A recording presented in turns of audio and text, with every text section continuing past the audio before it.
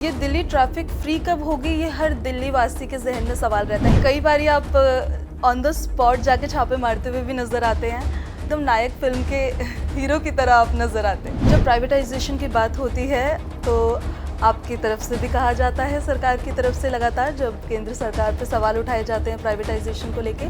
जो bike taxis थी उन पर नकेल कसी गई थी दिल्ली में, ऐसा क्यों? अब हम आते हैं उस स्कीम पर जो शायद इंडिया में पहली बार दिल्ली में स्टार्ट होगी, जब लग्जरी बसेस दिल्ली में चलेंगी। आपको क्या लगता है कि ये कितना सक्सेसफुल होगा, ये आइडिया कि लोग अपने निजी वाहन को त्याग कर बसेस में ट्रैवल करने के लिए राजी हो जाएं?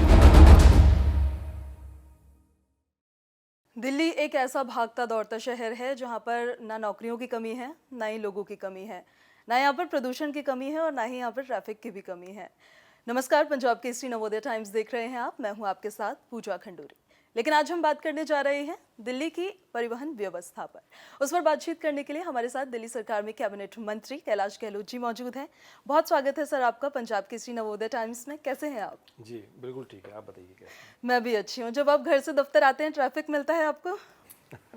आपने तो कहा कि दिल्ली में काफ़ी सारी चीज़ें हैं जिनकी कमी नहीं है, और ट्रैफिक बिल्कुल दिल्ली की सड़कों पे ट्रैफिक है, इसमें कोई डाउट नहीं है। लेकिन आई थिंक लगातार जिस प्रकार से पब्लिक ट्रांसपोर्ट को अरविंद केजरीवाल की सरकार बढ़ावा दे रही है, हमें पूरा यकीन है कि आने वाले समय में ट्रैफिक में भी सुधार होगा, उसमें कमी भी होगी। और जिस प्रकार से रोड का जो नेटवर्क है, फ्लाईओवर्स का जो नेटवर्क है, वो भी लगातार इतने सालों से, पिछले 8-9 सालों से बढ़ा है। लेकिन दिल्ली जो है वो देश की राजधानी है। यहाँ पर दिल्ली वासियों के वाहनों के अलावा, उनका ट्रैफिक के अलावा लाखों व्हीकल्स जो हैं वो क्रॉस भी करते हैं। तो I think that is also one of the main reason कि दिल्ली में आप जब निकलते हैं तो ट्रैफिक का सामना करना पड़ा। बिल्कुल, ये दिल्ली ट्रैफिक फ्री कब होगी, ये हर दिल्ली वासी के जहन में सवाल रहता है। इस पे हम डिस्कस करेंगे अच्छे से, लेकिन पहले शुरू से शुरू करते हैं। आप मुझे हाइलाइट्स में बताइएगा कि जब आपको दिल्ली के परिवहन विभाग मिला था, उस समय कैसी स्थिति में मिला था, आपने इस दौरान क्या क्या काम किए हैं, और जो आपने विजन रखा है दिल्ली के लिए, वो अभी और कितनी दूर नज़र आता है? देखिए, जब परिवहन विभाग मिला मुझे लगभग ऑलमोस्ट 7 ईयर्स बैक, तो सबसे बड़ी प्रायोरिटी तो उस टाइम थी दिल्ली की जो बस फ्लीट है उसको स्ट्रेंथन करने की। क्योंकि लगातार हमारे 3-4 बस के टेंडर्स फेल हुए थे। And if I remember correctly 2010 मतलब जब कॉमनवेल्थ गेम्स थे, उसके बाद से लेके ऑलमोस्ट टिल 2017-18 बसेस की प्रोक्योरमेंट नहीं हुई थी। So that was the biggest challenge. और ये प्रॉब्लम और कॉम्प्लिकेट हो जाती है क्योंकि बस की जो मैन्युफैक्चरर्स हैं इंडिया में वो लिमिटेड हैं। 2 थे, अब 3 हैं। तो और उसके बाद ये प्रॉब्लम और कॉम्प्लिकेट हो जाती है क्योंकि जब भी हम बस का टेंडर करते हैं तो जो विपक्ष है वो बिल्कुल तैयार रहता है एसीबी को लेके आने के लिए, सीबीआई को लेके आने के लिए। आज तक हमारा ऐसा कोई बस का टेंडर नहीं हुआ जिसमें कंप्लेंट्स नहीं हुई, और हमारे काफ़ी सारे टेंडर्स जो हैं उसकी वजह से भी हमारे रद्द हुए। तो ये सारी प्रॉब्लम थी। लेकिन I think we with sheer will power and determination to serve Delhiites, और जो हमारे सीएम साहब कहते हैं कि अगर आपकी नीयत साफ़ है और काम करने की अगर आपको लगन है तो फिर रास्ता कहीं ना कहीं से निकलता है और ऊपर वाला भी आपकी मदद करता है। बिल्कुल। कई बार आप ऑन द स्पॉट जाके छापे मारते हुए भी नजर आते हैं, एकदम नायक फिल्म के हीरो की तरह आप नजर आते हैं। नहीं, I think that is part and parcel of the job. और सीएम साहब का भी ये लगातार रहा है कि अगर आपको पब्लिक की पल्स फील करनी है और एक्चुअली में अगर आपको ये देखना है कि प्रॉब्लम कहाँ आ रही है, तो जब तक आप खुद फील्ड में नहीं निकलते हैं तो आपको सही जो पिक्चर है वो कभी पता नहीं चलती है। कैब एग्रीगेटर पॉलिसी पर आते हैं। कल आपने प्रेस कॉन्फ्रेंस की, आपने उसके बारे में सारी इन्फॉर्मेशन भी दी, लेकिन जब एक आम इंसान इसको समझना चाहे तो वो इस पॉलिसी से क्या समझेगा कि उसके लिए इसमें क्या फ़ायदा है, उसके लिए क्या है इस पॉलिसी में? देखिए, सबसे आज आपने जब स्टार्टिंग किया आपने खुद कहा कि यहाँ प्रदूषण की भी कमी नहीं है, ट्रैफिक की भी कमी नहीं है और प्रदूषण की भी कमी नहीं है। सो अगर हम काफ़ी सारी स्टडीज़ हैं और ये मेरे से पूछा भी जाता है बार बार, lot of media people ask me कि जब हम ट्रांसपोर्ट सेक्टर की बात करते हैं तो उसका कंट्रीब्यूशन कितना है पोल्यूशन में। So according to various studies and reports almost 18 to 20% जो कंट्रीब्यूशन है ट्रांसपोर्ट, जितना भी सड़कों पे जो भी वाहन चल रहा है उसका लगभग अगर 20% हम माने तो आप सोचिए अगर दिल्ली की सड़कों पे जितने भी वाहन हैं, if they running on absolutely clean fuel, अगर सारे इलेक्ट्रिक हो जाए तो इमीडिएटली 20% रिडक्शन पोल्यूशन में और आ जाएगा। लगातार इतने सालों की मेहनत और जो स्टेप्स लिए अरविंद केजरीवाल जी के लीडरशिप में लगभग 25% पोल्यूशन हमने दिल्ली में कम किया है। अगर 20% और कम हो जाता है, अगर सारे ट्रांसपोर्ट व्हीकल्स, सारे पब्लिक व्हीकल्स, सारे प्राइवेट व्हीकल्स अगर ये इलेक्ट्रिक हो जाते हैं तो 20% और मतलब कि 25 + 20 मतलब कि there will be a reduction of 45% in the overall pollution. तो यही सोच जो है कि और हम कैसे पोल्यूशन को कम करें, तो ये बहुत ही एक ऐतिहासिक कदम, एक बहुत डायनेमिक स्टेप जो है वो अरविंद केजरीवाल जी की लीडरशिप में दिल्ली गवर्नमेंट हैज़ टेकन कि जितने भी एग्रीगेटर्स हैं, चाहे वो ट्रांसपोर्ट वाले पैसेंजर वाली कैटेगरी में हैं, चाहे डिलीवरी वाली कैटेगरी में हैं, चाहे ई कॉमर्स वाली कैटेगरी में हैं, वो सारे व्हीकल्स जो हैं वो इलेक्ट्रिक में कन्वर्ट होने चाहिए बाय 2030। तो लाखों व्हीकल्स जो हैं वो दे विल गो इलेक्ट्रिक। तो सबसे जो आपने पूछा कि एक आम आदमी को सबसे सरलता से अगर उसको समझने की ज़रूरत है तो वो ये है कि जब लाखों व्हीकल्स इलेक्ट्रिक में कन्वर्ट करना मैंडेटरी हो जाएगा तो वो करने ही पड़ेंगे। तो मैं समझता हूँ कि पोल्यूशन में भारी कमी जो आएगी और हवा जो है वो और साफ़ होगी। ये पॉलिसी जो है वो किस किस पे एप्लीकेबल होगी ये भी ज़रा आप बताइए, और जो एग्रीगेटर्स होंगे उनके लिए क्या ये ज़रूरी होगा कि उनको दिल्ली या दिल्ली एनसीआर के रीजन में अपने ऑफिसेस को सेटअप करना होगा, और जो परिवहन विभाग है वो उसको किस तरह से मॉनिटर करेगा? सबसे पहले जो ये स्कीम है ये एज द नेम सजेस्ट ये एग्रीगेटर्स के ऊपर एप्लीकेबल है। अब एग्रीगेटर मतलब क्या हुआ? एग्रीगेटर मतलब कोई भी एंटिटी अगर कोई बिजनेस कर रहा है जो अपने कंज्यूमर या कस्टमर से जुड़ा है दो माध्यम से, या तो ऐप के माध्यम से या उसका वेब पोर्टल है।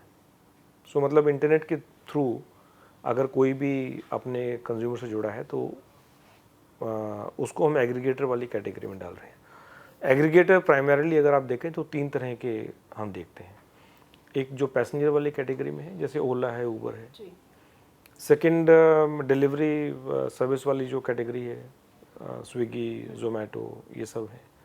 और तीसरा है जो ई कॉमर्स है, फ्लिपकार्ट है, बिग बास्केट है, इसी तरह के जितने भी और हैं। ये 3 मेन कैटेगरीज हैं जिस पे ये स्कीम एप्लीकेबल होगी। और इनके लिए, इन सभी के लिए एनसीआर जो नेशनल कैपिटल रीजन है उसमें उनका ऑफिस होना, एक कमांड पूरा सेंटर उनको इस्टेब्लिश करना होगा जिस पे उनके सारे व्हीकल्स दिखेंगे। You can track the vehicles. अगर उसका, उस एंटिटी का, उस कंपनी का अगर एनसीआर में वो सेटअप नहीं है तो फिर जहाँ भी उसका कमांड सेंटर है और जहाँ भी उसका, जहाँ से वो ऑपरेट कर रहे हैं, उसका एक्सेस जो है ट्रांसपोर्ट डिपार्टमेंट को देना पड़ेगा, ताकि ट्रांसपोर्ट डिपार्टमेंट जब भी चाहेगा वो उनके सिस्टम में लॉगिन कर सकते हैं और हम जो भी रिपोर्ट जनरेट करना चाहें, कितने व्हीकल्स हैं, कितने व्हीकल्स दिल्ली के हैं, कितने बाहर के हैं, किस कैटेगरी के हैं, वो सारी चीज़ें हम देख सकते हैं। एक सवाल मेरा और है, जो बाइक टैक्सीज थी उन पर नकेल कसी गई थी दिल्ली में, ऐसा क्यों? पहला ये सवाल। दूसरा कि अब अलाउ किया जा रहा है किन नियमों के तहत?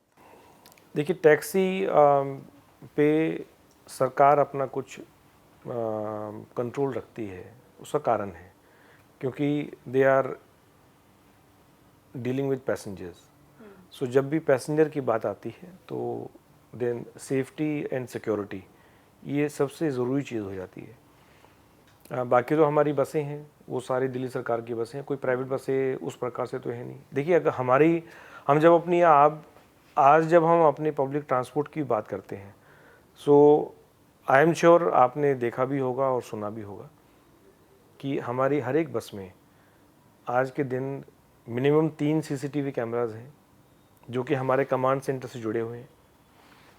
हर एक बस में पैनिक बटन है, आई थिंक एवरी 2 सीट छोड़ के एक पैनिक बटन है, जिसका अगर आप प्रेस करेंगे तो उसका फीड जो है हमारे कमांड सेंटर में जाता है और 2-वे कम्युनिकेशन है with the people who are sitting in command center and जो हमारा ड्राइवर और कंडक्टर है।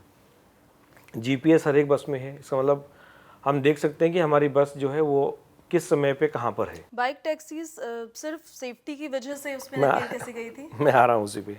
सो when we talk about any kind of taxi, तो उस पर हमारा पूरा जो सेफ्टी एंड सिक्योरिटी को लेके हमारा उस पर थोड़ा सा कंट्रोल हम ज़रूर रखते हैं, बिकॉज वो पैसेंजर की बात आ जाती है। ये जो बाइक टैक्सीज हमने जब देखा कि बिना किसी लाइसेंस के, बिना किसी परमिट के चल रहे हैं, तो इसलिए वो एक्शन लिया गया कि भाई विदाउट लीगल फ्रेमवर्क आप इस प्रकार से पैसेंजर को लेके नहीं चल सकते। आप खुद बाइक चला रहे हैं, लाखों 2 व्हीलर्स चल रहे हैं दिल्ली में, तो हमारा तो उस पर कोई अब कंट्रोल अलाउ किया गया है तो अब क्या नहीं? बिल्कुल अलाउ किया गया है। वो इट अगेन पोल्यूशन को माइंड में रखते हुए और ई मोबिलिटी को बढ़ावा देने के लिए बाइक टैक्सी जो है वो केवल इलेक्ट्रिक होंगी। सेकंड, उनको जो भी एग्रीगेटर होंगे, सो इसमें दूसरी इंपॉर्टेंट चीज़ है, अगर किसी के पास 25 व्हीकल्स से नीचे हैं तो वो इस स्कीम में ये स्कीम उन पे एप्लीकेबल नहीं है। तो अगर सपोज़ कोई इंडिविजुअल अगर कोई बाइक टैक्सी चला रहा है तो फिर उसको लाइसेंस लेके वो अपना चला सकता है। लेकिन अगर 25 से ऊपर उसके व्हीकल्स हैं, जो भी एग्रीगेटर है, तो उसको प्रॉपर फिर हमसे लाइसेंस लेना पड़ेगा डिपार्टमेंट से, और वो व्हीकल जो है उसके प्लेटफॉर्म पे वो रजिस्टर होगा। ये मार्जिन 25 ही क्यों रखा गया है? So 25 when we had lot of consultation जितने भी स्टेक होल्डर्स हैं, तो वहाँ से ये फिर नंबर निकल के आया कि 25 बहुत बड़ा नंबर नहीं है, लेकिन ऐसा भी नहीं है कि जिसके पास 2 व्हीकल हैं या 3 व्हीकल हैं वो एक रीज़नेबल फिगर लेके हम चले। लेकिन अगर हमें लगेगा कि ये कम है या ज़्यादा है तो फिर अकॉर्डिंगली हम उसको चेंज भी कर सकते हैं बाद में। जी, अब हम आते हैं उस स्कीम पर जो शायद इंडिया में पहली बार दिल्ली में स्टार्ट होगी, जब लग्जरी बसेस दिल्ली में चलेंगी। ऐप बेस्ड ये बसेस होंगी, लेकिन आपको क्या लगता है कि ये कितना सक्सेसफुल होगा ये आइडिया कि लोग अपने निजी वाहन को त्याग कर बसेस में ट्रैवल करने के लिए राज़ी हो जाएं? क्या ऐसी खास बातें होंगी उस बसेस में कि लोग उसकी तरफ ज़्यादा आकर्षित हों? सो अगेन इसको बिल्कुल सिंपल वे अगर समझाऊँ मैं, तो आपने खुद कहा कि दिल्ली में ट्रैफिक है, और आप सोचिए अगर कोई व्यक्ति अपना निजी वाहन लेके अगर वो दिल्ली की सड़कों पे 50 किलोमीटर वन वे चल रहा है, जिसको हम दिन में वो लगभग 100 किलोमीटर चल रहा है, और दिल्ली की सड़कों पे अगर खुद वो ड्राइव कर रहे हैं तो one it is exhausting, stress भी है क्योंकि सब कुछ देख के चलना है, टायरिंग भी है। सो अगर उसको अपार्ट फ्रॉम जो हमारी दिल्ली सरकार की बसें हैं, उसके अलावा सपोज उसको और ज़्यादा कंफर्टेबल उसके कन्वीनियंस के हिसाब से अगर उसको प्रीमियम कैटेगरी की, मतलब फुल एयर कंडीशनड सीट्स, बढ़िया कंफर्टेबल, स्टैंडिंग अलाउड नहीं है, आपको टिकट पहले से बुक करना है, और रूट भी उसके हिसाब से बनेगा क्योंकि हमने कंप्लीट फ्रीडम दिया है जो ऑपरेटर होगा। डीटीसी की जो बसें हैं उसका रूट सरकार बनाती है, डिपेंडिंग कि कितनी डिमांड है और पैसेंजर्स किस रूट पे ज़्यादा हैं, और वो जो डीटीसी की बस है उसी रूट पे चल सकती है। He can't deviate, the driver can not deviate. लेकिन अगर कंप्लीट फ्रीडम ऑपरेटर को हम दें कि आप अपना रूट बनाइए, जो पैसेंजर चाहते हैं उसके हिसाब से रूट बनाइए, छोटा है, बड़ा है, किस प्रकार से बनाना है। तो अगर किसी व्यक्ति को इस प्रकार की बढ़िया बसें मिलेंगी तो मैं समझता हूँ हर एक व्यक्ति सोचेगा कि मैं क्यों अपना व्हीकल लेके। ये तो पॉजिटिव इंटेंशन हुआ, लेकिन जब प्राइवेटाइजेशन की बात होती है तो आपकी तरफ से भी कहा जाता है, सरकार की तरफ से लगातार जब केंद्र सरकार पे सवाल उठाए जाते हैं प्राइवेटाइजेशन को लेके, कि एक बड़ा रिस्क फैक्टर होता है कि मोनोपोली ना क्रिएट हो जाए, कहीं वो प्रोबेबिलिटी है कि कहीं तानाशाही ना हो जाए। नहीं, उन दिस companies की। Is not privatisation. हम जो हमारी बसें हैं हम तो उनको दिन पे दिन बढ़ाते जा रहे हैं, हम अपनी बसें नहीं हटा रहे हैं। पर जो लग्जरी बसेस आ रही हैं वो अपने हिसाब से हर चीज करेंगी, अगर वो आपके नियमों को वायलेट करते हैं तो फिर तब आप किस तरह से then एक्शन लेंगे? we will penalize them। वो सारी पावर्स हमारे पास हैं। देखिए, इसको आप प्राइवेटाइजेशन के रूप में नहीं देख सकते। ओला उबर है, प्राइवेट है, लेकिन लोग उनको यूज़ कर रहे हैं। आपको याद हो पहले हमारी काली पीली टैक्सी सिर्फ हुआ करती थी, उसके बाद फिर कुछ और टैक्सीज, DL1RT जो स्कीम है, रेडियो टैक्सी वाली स्कीम आई। तो this is all game of demand and supply. अगर we have only created a legal framework, एक लीगल फ्रेमवर्क हमने क्रिएट किया है कि अगर कोई प्राइवेट प्लेयर बसें चलाना चाहता है प्रीमियम वाली कैटेगरी में, तो आज के दिन वो he has to register with transport department, he will decide is own fare. अपना फेयर वो खुद डिसाइड करेगा, उस पर हमारा कोई कंट्रोल नहीं है। सिर्फ कंडीशन एक है कि DTC का जो पीक फेयर है उससे नीचे नहीं हो सकता, उससे ज़्यादा होना चाहिए, उससे ज़्यादा होगा, so that there is no competition, so there is no sense of privatisation. DTC की जो फेयर है और DTC के बसों से वो कम्पीट नहीं करेगा। So one condition. Second, route अपने वो खुद बनाएगा, उस पर हमने अपना कंट्रोल नहीं रखा है। अनटिल अनलेस ट्रैफिक पुलिस जो है वो ये कहेगा कि भाई ये यहाँ ऑलरेडी कंजेशन है, यहाँ और बसें जो हैं चलेंगी, या जब बस स्टॉप होती है, रोकती है, पैसेंजर चढ़ता है उतरता है, so it might lead to more congestion. Only in that case उसको हो सकता है रूट थोड़ा सा डिवाइड करना पड़े। सो दो सबसे ज़रूरी चीज़ें जो हैं कि फेयर क्या होगा और रूट क्या होगा, ये दोनों की लिबर्टी हमने दे दी है। We have created a legal framework. CCTV होंगे, GPS होंगे, पैनिक बटन होंगे, एयर कंडीशन होगी। 3 साल से ज़्यादा पुरानी बस नहीं हो सकती। इलेक्ट्रिक होगा तो उस पर कोई फ़ी नहीं है। Again we are promoting and encouraging people to switch to E-mobility। I think by next 1 year, 1 साल के बाद ओनली इलेक्ट्रिक व्हीकल ही, इलेक्ट्रिक बस ही इसमें आ सकती है। So we have given full freedom, we have created a framework. ये पूरे देश में पहली बार किसी सरकार ने ये इस तरह का फ्रेमवर्क और फ्रीडम दिया है, ताकि लोगों को, देखिए हर एक व्यक्ति चाहता है अगर आप बाहर जाएं, so you see very well to do people travelling in metros and they are travelling in buses.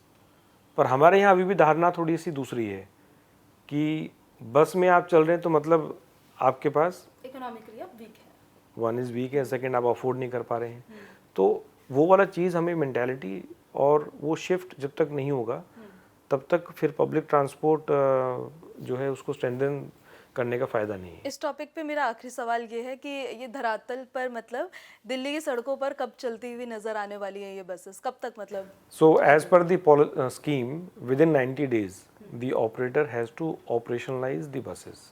मतलब कि 90 डेज में उसको सारी फॉर्मेलिटीज़ पूरी करके उसको अपनी बसेस मिनिमम 25 बसेस उसको ऑपरेशनल करनी है।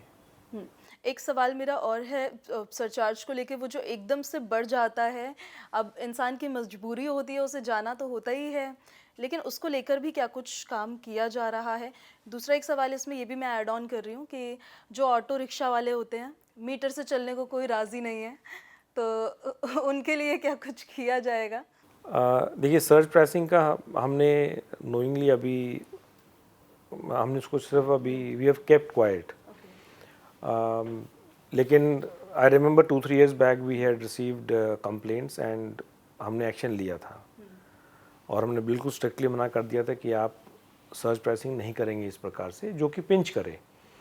थोड़ा बहुत सर्च प्राइसिंग होता है तो जो पैसेंजर है, कस्टमर है, he doesn't mind, he is getting a facility.